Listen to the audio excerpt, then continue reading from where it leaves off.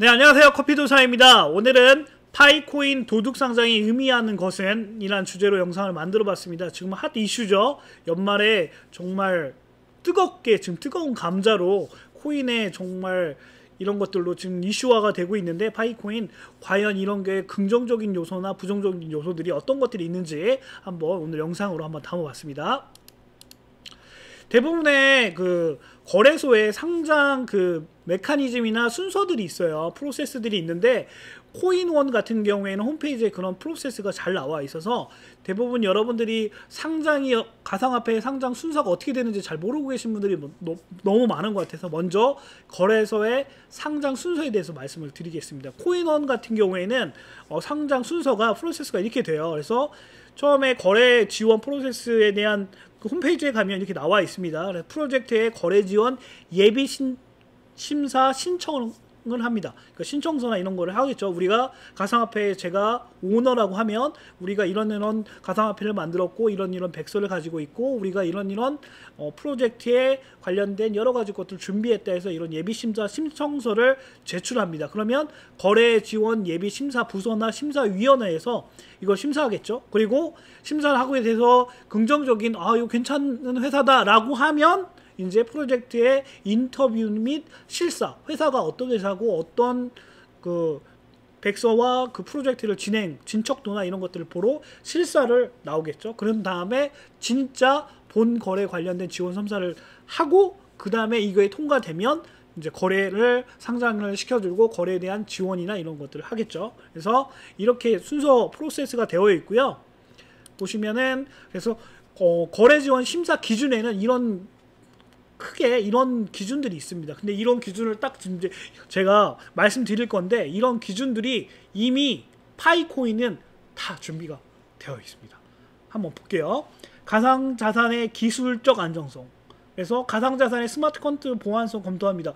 이미 완벽하게 이런 것들은 다 되어 있죠. 그리고 사업의 지속 가능성, 이미 4년 동안 프로젝트를 이어왔습니다. 이거에서 다 확인할 수 있는 거죠. 그래서 이미 백서의 중장기적인 비즈니스 모델도 다 얘기를 하고 있어요. 그리고 지배 구조의 투명도, 이것도 파이코어 팀이 어떻게 되어 있고 토큰은 어떻게 배분되는지 이런 것들도 백서에 다 나와 있고요.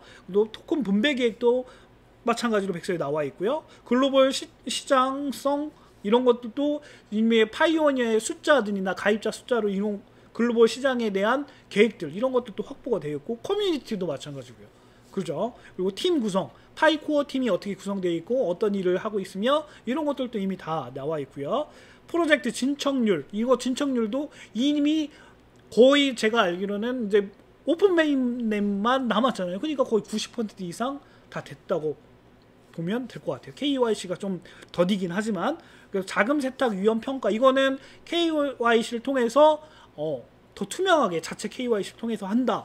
그러니까 이미 이 심사 기준에 파이코인은 코인원의 심사 기준에 다 완벽하게 다 돼 있는 거예요.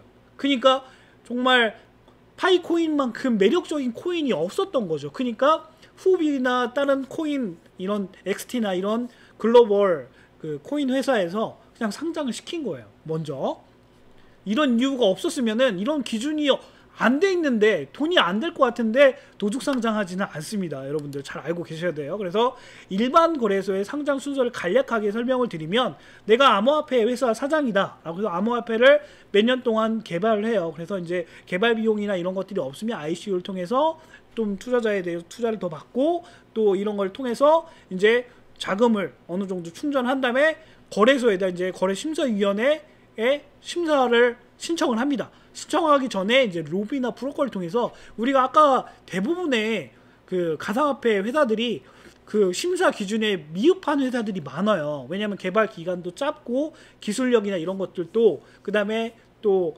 백서라든지 그 다음에 뭐 여러 가지 커뮤니티나 이런 것들, D앱이라든지 이런 것들을 완벽하게 만들 수 있는 회사들이 거의 드뭅니다. 그래서 이 브로커나 이런 사람들 통해서 이제 조금 모자라도 우리 상장을 이렇게 로드맵에 따라서 상장을 해 주십시오 라고 얘기하는 게 대부분이에요. 그래서 대부분 이런 상장 심사위원회 통해서 거래되는 금액들이 있어요. 몇억 정도의 금액을 줘야지만 상장이 시켜준다라는 거래 금액들이 있습니다. 그래서 이런 좀 룰들이 있어요. 이런 걸 어떻게 하냐면, 제 친구가 조그마한 암호화폐를 만든 회사의 오너입니다. 그래서 그 친구를 통해서 이제 알게 되었고, 이런 심사위원회의 파워들이 대부분 막강하겠죠. 또 글로벌 회사의 그 거래소의 심사위원회는 더 막강한 힘을 갖고 있겠죠. 그래서 대부분의 암호화폐가 갑인 경우는 거의 없어요. 왜냐하면 메이저 코인이 아닌 이상은 신생 코인들은 대부분의 갑은 거래소입니다. 거래소의 심사위원들이 막강해요. 상장을 시켜주냐 안 시켜주냐에 따라서 돈이 왔다 갔다 하니까요. 근데 이제 갑과 을이 바뀌는 경우에는 오히려 코인의 능력이 막강하다 하면은 오히려 거래소가 을이 되고 코인이 갑이 되는 경우가 많습니다. 지금 파이코인 같은 경우에는 파이코인이 갑이 되는 경우예요. 근데 을이 지금 을들이 이걸 빨리 선점하기 위해서 도수상장을 한 경우라고 보시면 돼요. 그래서 대법원 심사위원이 이렇게 되면 국가기관 허가나 국가기관 로비를 해야 됩니다. 왜냐하면 국가에 관련된 이 그 세금이라든지 가상화폐 세금이라든지 또 거래소 세금이라든지 이런 것들이 돼야 되니까 또 아무 가상화폐나 그 상장을 시키면 안 돼요. 그래서 기준 법들이 있어요. 국가 법들이. 그래서 국내 같은 경우에는 특정금융정보법에서 특검법, 그 다음에 가상자산 사업자들이 있어야 돼요. 최소한의 이런 것들이 확인돼야지만 상장이 됩니다. 근데 그런 게 없으면 당연히 아무리 로비를 한다고 해도 심사위원이 상장까지는 못 가겠죠. 이런 것들도 기본적으로 알고 계시면 되고요. 그래서 다시 한번 말씀을 드리면 도둑상장이란 건 아까 그 거래소 기준의 심사 기준에 다 맞고 뭔가 돈이 될 것 같고 메리트가 있는 것들을 자체 뭔가 가상화폐 로드맵이 있겠죠. 우리는 해외 거래소부터 뭐 이런 데서 먼저 상장을 한 다음에 국내 거래소는 나중에 하겠다 이런 로드맵이 있는데 그 로드맵을 무시하고 자기네들이 먼저 거래소들이 딱 보고는 이 가상화폐가 정말 괜찮을 것 같다 해서 자기네들이 먼저 상장하는 거를, 그러니까 프로젝트 회사의 협의 없이 무단으로 자체의 거래소에서 그냥 그 로드맵 기준의 시간에 맞지 않고 자기네들이 그냥 상장하는 걸 도둑상장이라고 해요. 여기까지는 이해를 하셨죠? 그래서 국내에 사례들이 있어요. 최근에 컴투스라는 그 게임 회사 아시죠? 여기가 상장 로드맵을 딱 만들었어요. 간략하게 설명을 드리면 해외 거래소부터 이걸 상장을 시킨 다음에 그 다음에 국내 거래소를 상장하려고 했어요. 근데 갑자기 코비드에서 그냥 먼저 상장을 한 거예요. 근데 국내에서는 아까 말했죠. 각 나라별로 국제 거래소의 법들이 있고 그 다음에 각 나라별 거래소의 법들이 있습니다. 이 법을 통과해야지만 원활하게 거래소에 상장을 해서 이렇게 자금을 확보할 수가 있어요. 근데 그런 법을 무시하면 여러 가지 법적 소송 문제가 걸리게 됩니다. 세금이라든지. 근데 국내에서는 아직 특정 금융정보법이나 가상자산 사업자에 대한 준비가 아직 안 되어 있는데 털컥 컴투스 코인을 코빗에서 상장을 해버린 거예요. 그래서 이러고는 여러 가지 문제점이 있는데 결국에는 좋게 그냥 여러 가지 홍보나 이런 목적 때문에 좋게 그냥 갔던 걸로 제가 기억하고 있거든요. 그리고 그런 기사들을 봤고, 그래서 이런 도둑상장에 대한 여러 가지 긍정적인 요소도 있고 부정적인 요소도 있는데 그거에 대해서 먼저 설명을 드릴게요. 도둑상장의 긍정적인 요소는 뭐냐면 결국 먼저 그냥 자기네들이 가상화폐 회사들이 그 로드맵을 만들어놨는데 그것도 되기 전에 거래소가 먼저 상장을 했다는 거잖아요. 이거는 뭐냐면 이미 거래소가 다 검토가 됐다는 거예요. 그 가상화폐에 대한 이런 거를 다 검토가 됐다는 거지. 그러면 거래소가 인정을 해줬다는 거잖아요. 그래서 파이코인 같은 경우에는 이미 검증이 끝났고 파이코인의 홍보 효과가 지금 극대화되고 있는 상황이에요. 그래서 지금 어제 같은 경우에도 앱이 거의 다운로드 되고 했잖아요. 제가 볼 때는 많은 가입자들이 지금 유입되고 있는 것 같습니다. 그래서 저의 어닝팀 중에도 지금 다시 채굴로 돌아오는 사람들도 엄청 많고요. 이런 것들은 도둑상장 같은 경우에는 파이코인에서는 홍보 효과가 지금 극대화되고 있지 않을까 이런 생각들이 들고요. 그리고 1파이당 가치, 그러니까 한 코인당 가치 결정하는 기준이 딱 될 수가 있어요. 도둑상장을 하면 이미 가치가 만들어져 가고 있으니까. 그리고 파이코인 같은 경우에는 오픈 메인넷에 대한 압박을 해줄 수 있는 거예요. 지금은 폐쇄형 메인넷이다 보니까 이제 너무 폐쇄형 메인넷이 지금 1년 동안 되고 있잖아요.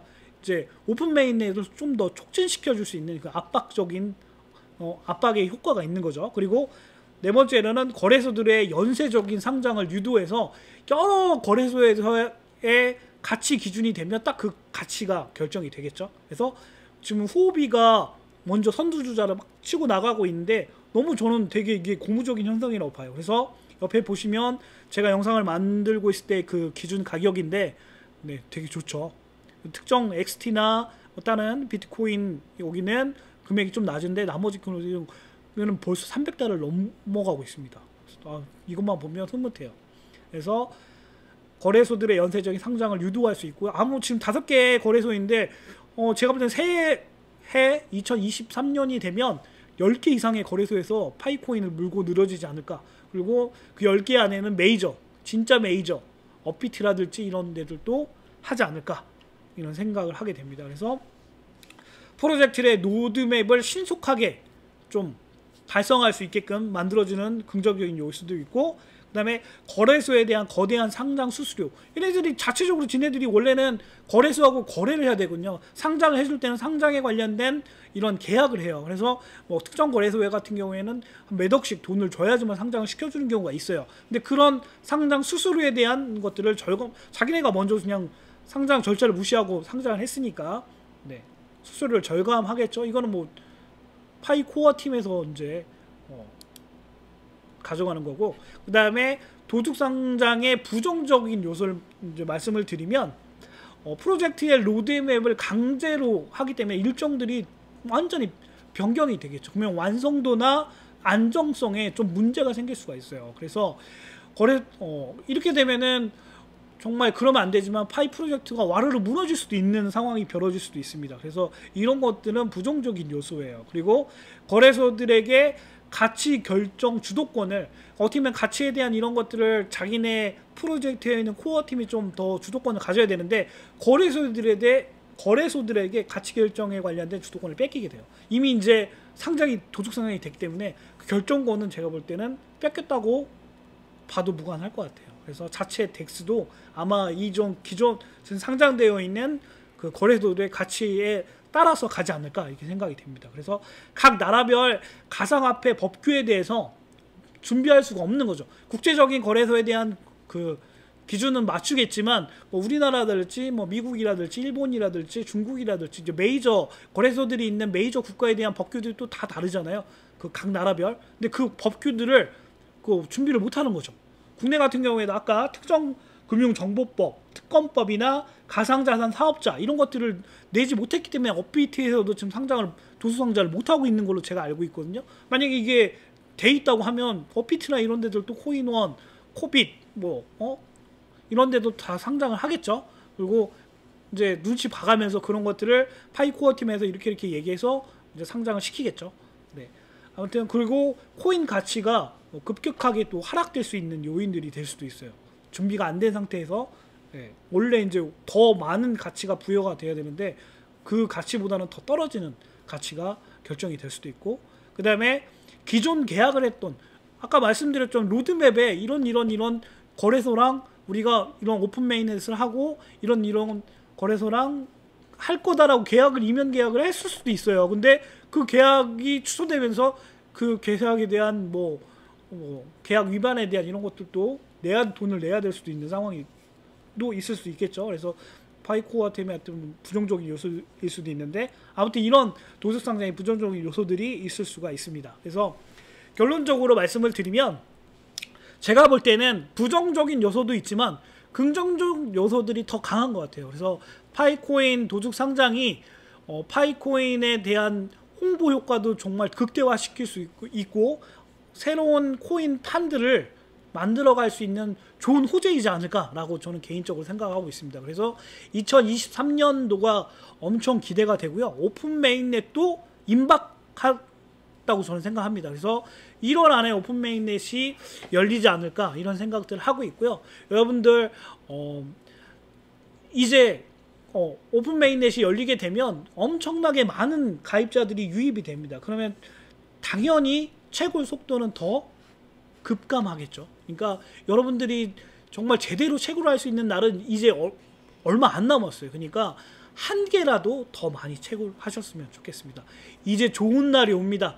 2023년도 정말 연말인데 너무 좀 기분이 좋아요. 그래서 여러분들 파이코인으로 2023년에는 정말 부자 되셨으면 좋겠고요. 앞으로도 제 영상 더 많은 시청 부탁드리겠습니다. 그리고 새해 복 많이 받으시고요. 파이팅입니다.